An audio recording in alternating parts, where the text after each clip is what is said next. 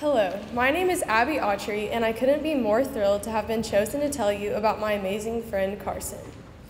One of my first memories of Karsen was in Miss Bettis's 6th grade homeroom. I remember Karsen every day running in the room the minute the bell rang at 7:50. Ironically, not much has changed since then, and I still see Karsen running into school at 7:50, but now with her Starbucks in hand. Karsen is one of the most artistic people I know.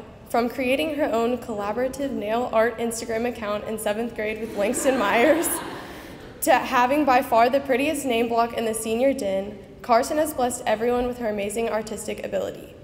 Karsen is also the most honest person I know. I feel confident that every time I ask her opinion on something, she will give me an honest answer. Karsen, you have been an amazing friend to me, and I'm so grateful to have your kind self in my life. I know that Karsen is about to grace us all with her wise words, so I give you Karsen McKenzie Springfield.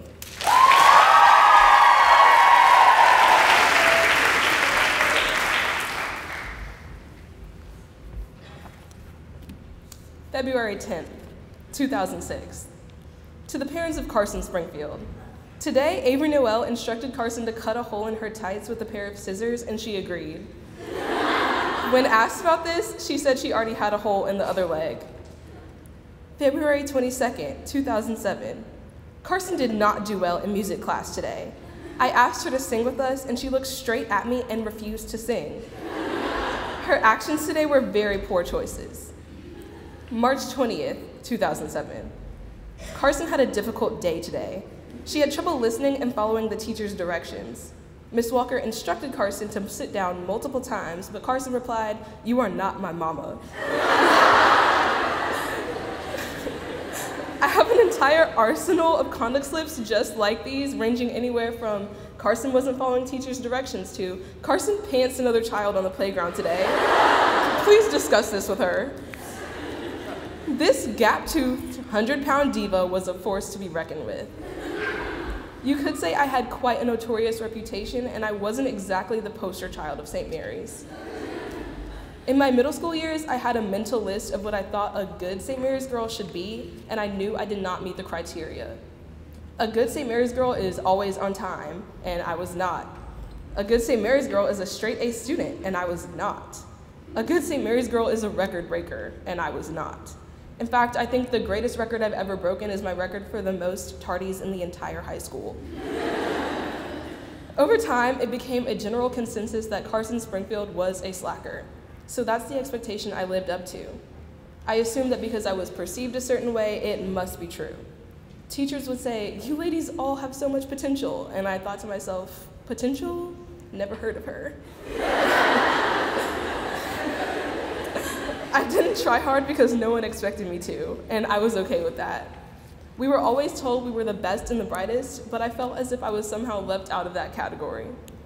I constantly compared myself to my peers who were all #SoSt. which made me feel like I just did not fit. In 8th grade, we were asked to write down what we thought our lives would look like when we were 40 years old. I said, and I quote, "When I am 40, I see myself living in Atlanta with my husband, Cameron Dallas, and our 2 kids.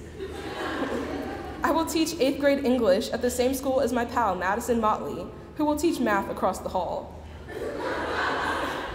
Every day, Madison and I will travel to JJ's Chicken and More, where our pal Joy Jackson owns a very successful fried chicken and more company. It would behoove everyone to go try some.